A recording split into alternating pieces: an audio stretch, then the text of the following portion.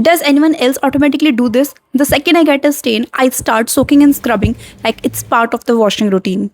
Wait, if machine is supposed to remove stains, then why am I doing it first? So now I skip the extra effort. I just use one cap of Ariel Power Gel for one full load and let the machine take over. With its 5x enzyme formula, it works inside the wash to find, lift and remove tough stains so I don't have to stand there scrubbing. And that's it. The stains completely gone. No soaking, no endless scrubbing, just clean clothes after the wash. I will happily let my washing machine do the hard work from now on. Ariel pe chodo so you can do more with your time.